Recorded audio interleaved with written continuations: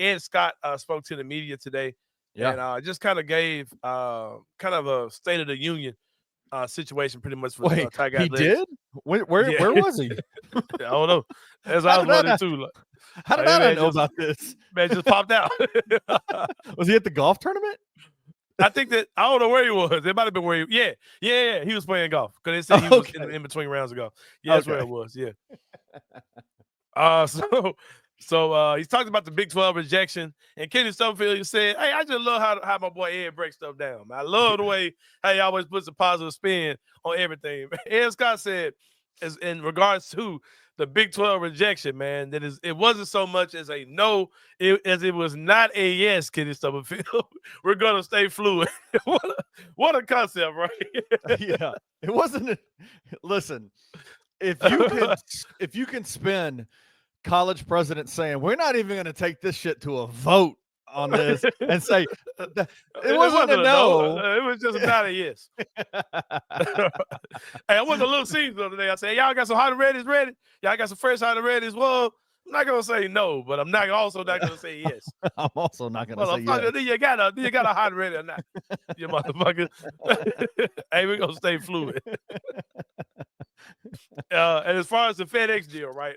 He said that, of course, you had the original 5-year, $25 million NIL deal. That, of course, itself was a big deal. And now with the deal they're in now with the revenue sharing sponsorship, Yep.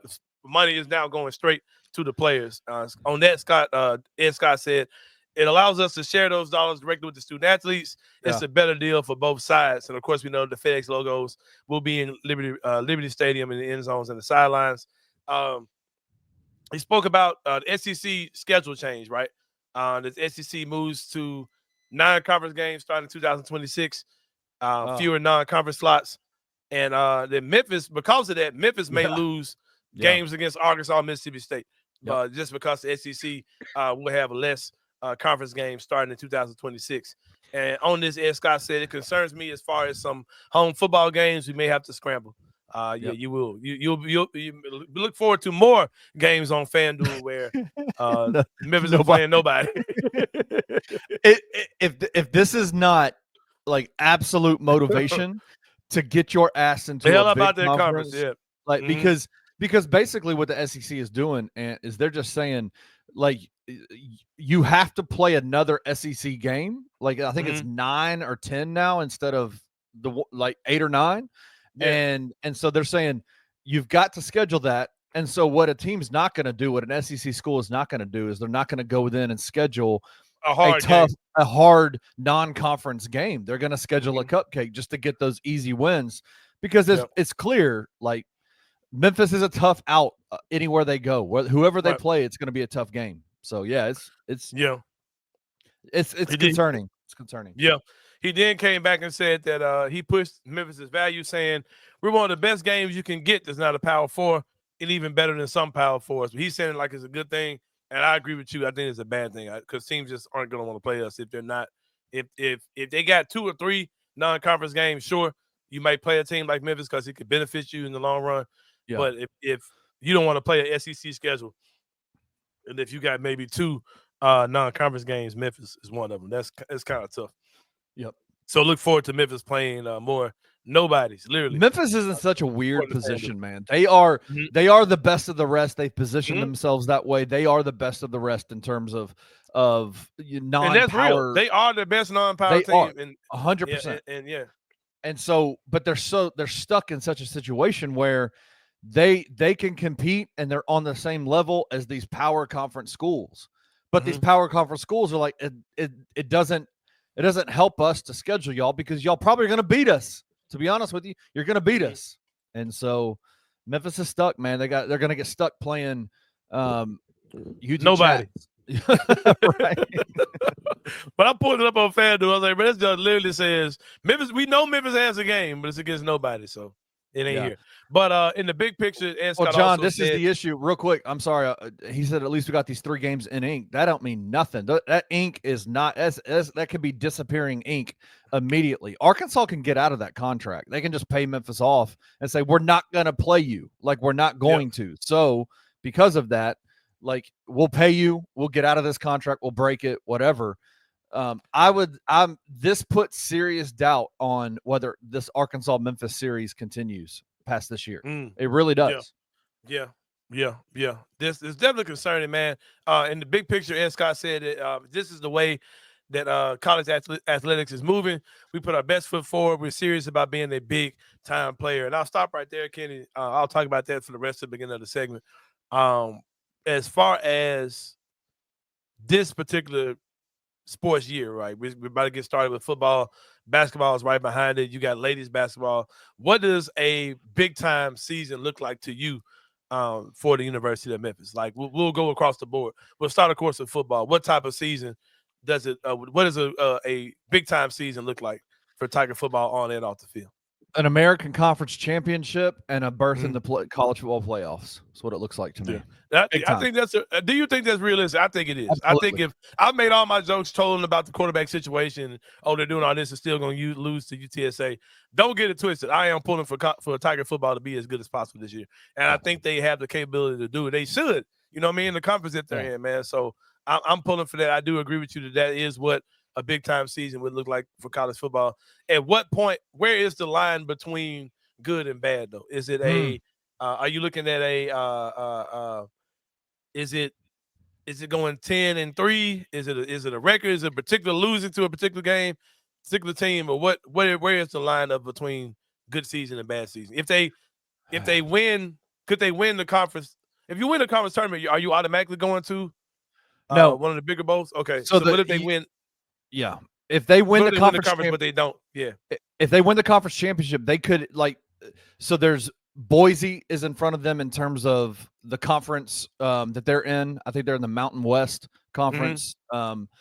And if Boise wins their conference championship alongside as well as Memphis, then the college football committee, the playoff committee, chooses which non-power conference team that they want to come and basically represent the G5 in the college football playoffs.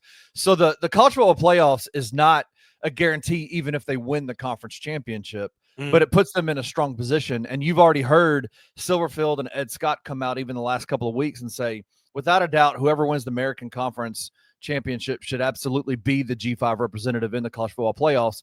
That's not necessarily true, not anymore. A few years ago it was. A few years ago with Cincinnati, Houston, SMU, Memphis, Tulane, all those schools, there was a very clear pecking order when it comes to those conferences, and the American Athletic Conference was up there. It's not that way anymore with all those teams splitting and going to the Power Four, conferences. That if they don't make the college football playoffs, but they win the American Athletic Conference or the American Conference Championship, it's a great season. I would hope that they'd make it to the college football playoffs. That would be a big time season if they make it there. Yeah. A bad season would be, we talked about this on Tigers Untapped coming out at 3:30 today. Yeah. Make sure y'all tune in. Yeah, y'all tune in. They go through the entire schedule, predict the record, and then do Tiger football superlatives, basically most touchdowns, most receiving yards, things like that. It's a really fun show. It's my favorite show they do every year. Anyway, there's a few games, man. Like, I think the Tigers are going to have a really good record. Yeah. But there's a few games, the last 3 or 4 games of the year are where the rubber meets the road for the Tigers, in conference, because they're going to be playing Tulane, Navy, and both of those are going to be at home. So that'll be good. Then they're going to play South Florida and East Carolina on the road. And those are going to be games that they've got to win all 4 of those. And if they don't, it's not a good season, man. They have to. Yeah, for sure. We'll talk more about what does a big-time season look like for Tiger basketball in the next segment of the show. But until then, Kenneth Stonefield, let's take a look at the FanDuel 2025 AAC Championship odds. Your Tulane Green Wave is at plus 320. Last year, they were 9-5, Kenny. I'm not really sure what changed with them why they're at the top of the list now. Navy comes in at number 2. They are plus 420 to win. They were 10-3 last season. Your Memphis Tigers are plus 450. They're third place odds to win the conference, according to FanDuel. They were, of course, 11-2 last season. And your South Florida Bulls were plus 650 to win. They were 7-6 last season. Any thoughts on what FanDuel has to say as far as the Tigers and winning the conference? Not just predicting them not to win, but not even having them in second. Well, I'll say, I mean, the numbers are, we can sit here and go, well, why are they third? They shouldn't be third. But look at the number 2 team, plus 420, plus 450 odds. Like, yeah, it's all pretty even. Yeah. It's all super even, right? Like I think what it tells me, and if we were to extrapolate the numbers even more off FanDuel, if you look at what FanDuel says in terms of what team will have the what non-power 4 conference team what G5 representative will be in the college football playoffs, Memphis is ranked second behind Boise State. So they're picked third by FanDuel to win their conference, but they're picked second to be the second highest rated team to make the college football playoffs. So FanDuel doesn't know what to do with Memphis. Like most teams, nobody really knows, because Memphis has a brand new team, right? Like a brand new team this year. What are they going to do? I think it's all up in the air. But those games, that last 4 weeks of the season when they play Tulane and Navy, are going to be monster games, man. Monster games. And they're at home this year, so that's good. Yeah, and it's so crazy that we can literally sit here, no matter what you say about what conference we're in or getting rejected by the Big 12 or whatever you're saying. Like, we got a hole in our build, we got a hole inside our arena or stadium, or no matter what you want to say, right? You can literally say that from now and just going forward for the next few years that Memphis is in a position where they control their own destiny when it comes down to the college football playoff. You can have a hot season and you look up and you're playing in, the college football playoffs for sure. Absolutely.